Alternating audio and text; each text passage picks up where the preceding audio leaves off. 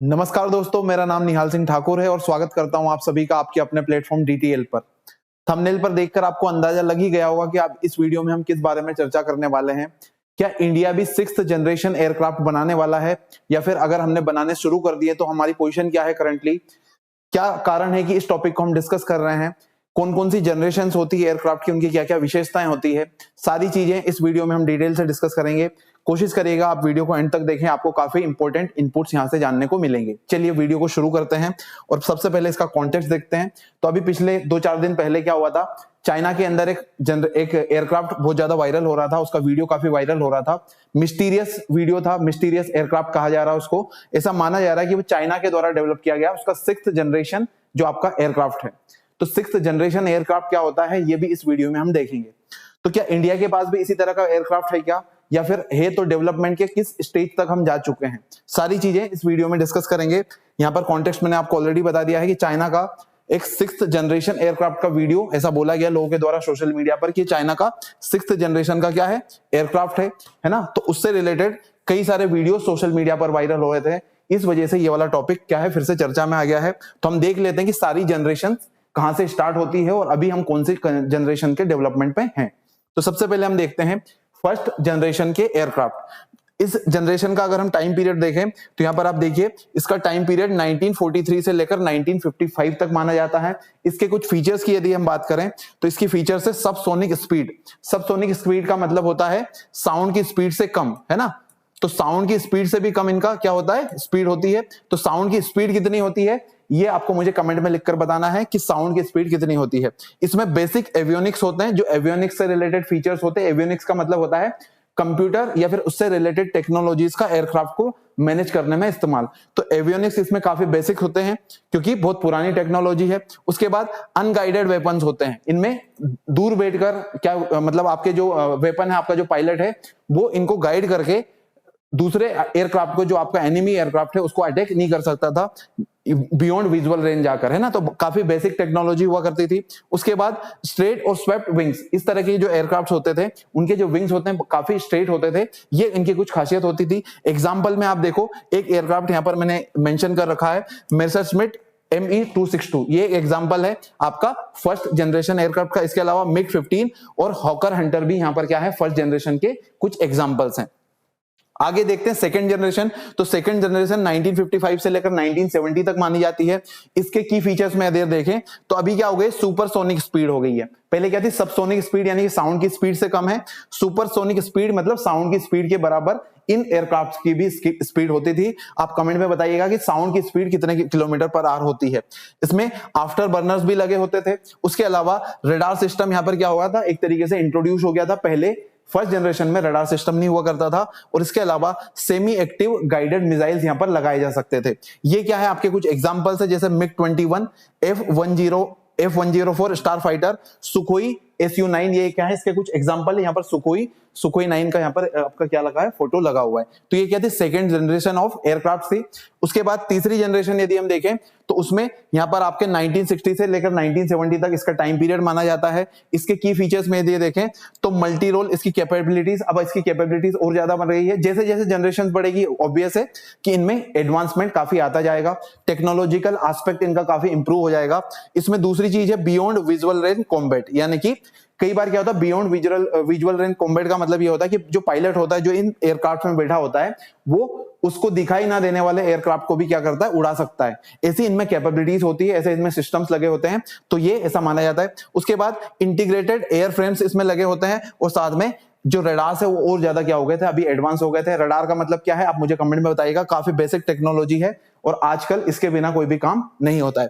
तो आप मुझे बताइएगा रडार्स क्या होते हैं। तो ये थर्ड जनरेशन थी, इसके कुछ एग्जांपल्स हैं, मिग 23, उसके अलावा F4 फैंटम और हैरियर, ये क्या है, चारों इसके एग्जांपल्स हैं। यहां पर एक पिक्चर है मिग 23 की, तो ये आपका कौन सा हो गया, थर्ड जनरेशन ऑफ एयरक्राफ्ट। अब चौथी जनरेशन की यदि बात करें तो 1970 से लेकर 2000 के बीच में इसका डेवलपमेंट हुआ था। कई सारे देशों के पास इस तरह की टेक्नोलॉजी है।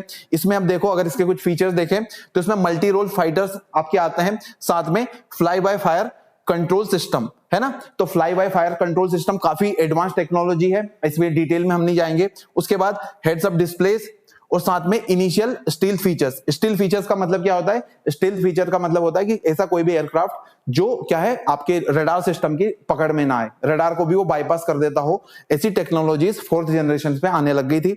इसके एग्जांपल्स यदि देखें तो सबसे बेस्ट है आपका F-16, उसके अलावा सुखोई 30 या फिर Su-30, डसॉल्ट राफेल या फिर यूरोफाइटर टाइफून।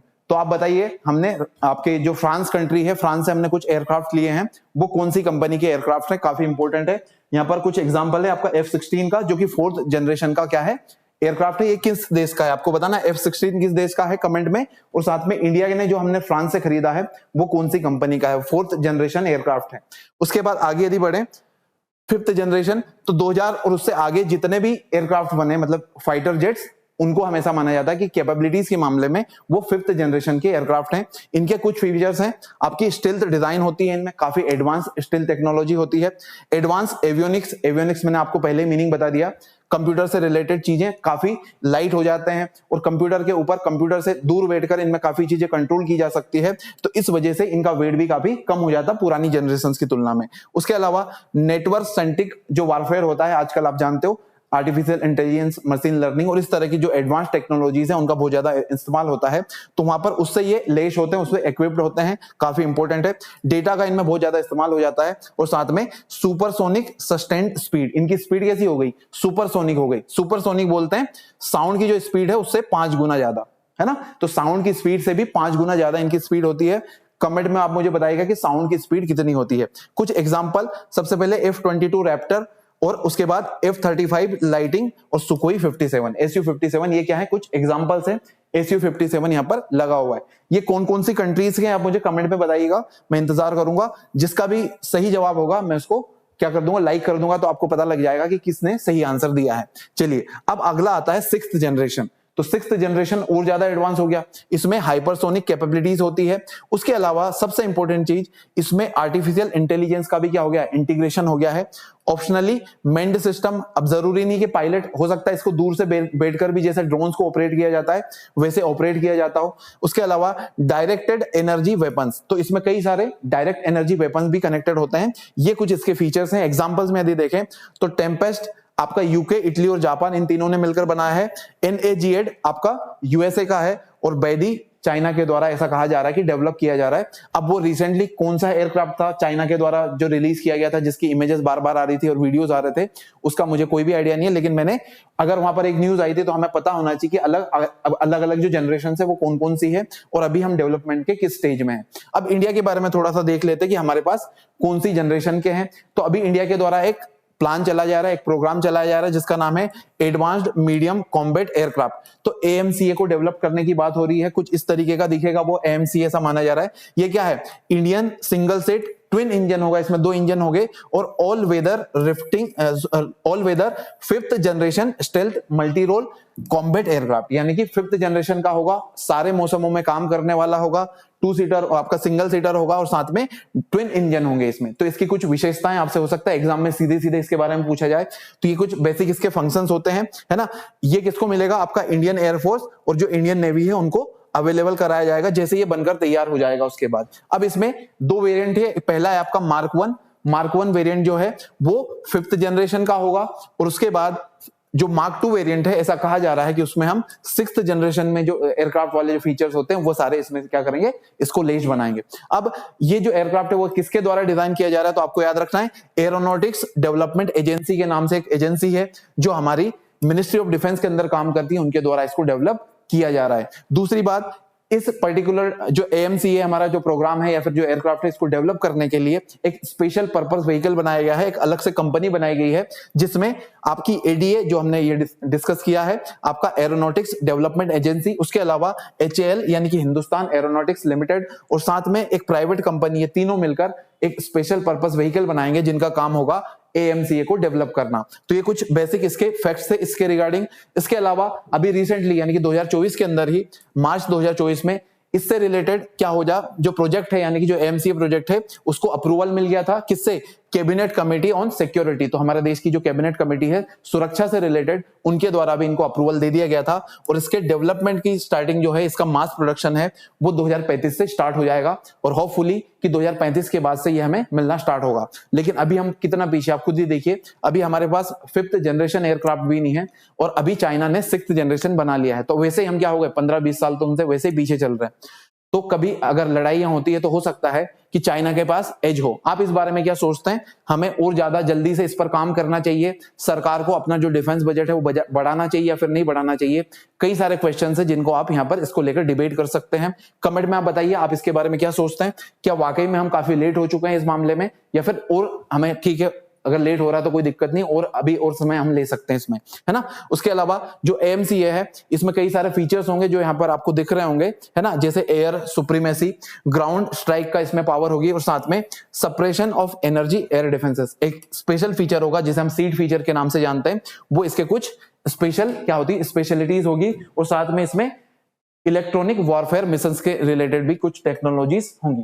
तो ये कुछ इंफॉर्मेशन थी आपके 5 जनरेशन से रिलेटेड।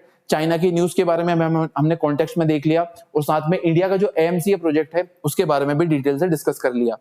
होपफुली अगर कभी क्वेश्चन आता है किसी एग्जाम में तो मैं उम्मीद करूंगा आप सारे के सारे आंसर कर पाएंगे। आपको कमेंट में बताना है जो मैंने क्वेश्चन पूछे हैं कि साउंड की स्पीड क्या होती है, जो अलग अलग एयरक्राफ्ट हमने डिस्कस किए थे उनका नाम, कौन सी कंपनी कौन से देश के थे वो, इंडिया के पास हमने कौन से देश से हमने जो एयरक्राफ्ट है 4th जनरेशन वाले वो खरीदे हैं अभी रिसेंटली, और भी जो क्वेश्चन मैंने आपसे पूछे थे इस वीडियो के दौरान वो आपको आंसर करना है। और साथ में कल हमने एक वीडियो बनाया था, उसका लिंक आपको इधर ऊपर दिख रहा होगा, आप वहां पर जाकर इसको देख सकते हैं। अक्साई चीन से रिलेटेड काफी इंपॉर्टेंट चीजें वहां पर हमने डिस्कस की थी। आपको बताना है अक्साई चीन कहां पर लोकेटेड है, लेह के पास यानी कि near Leh, the north east corner of Ladakh, along the Zanskar mountain, या फिर south of the Siachen glacier यानी कि सियाचिन के साउथ में। इन चारों में से करेक्ट ऑप्शन कौन सा होगा, आप इसका आंसर कमेंट में बताइएगा। इस वीडियो में इतना ही। मैं उम्मीद करता हूं आपको सारे के सारे पॉइंट समझ में आएंगे। मिलेंगे आपसे नेक्स्ट वीडियो में, तब तक अपना ध्यान रखिए। Thank you so much. जय हिंद। See you in the next video.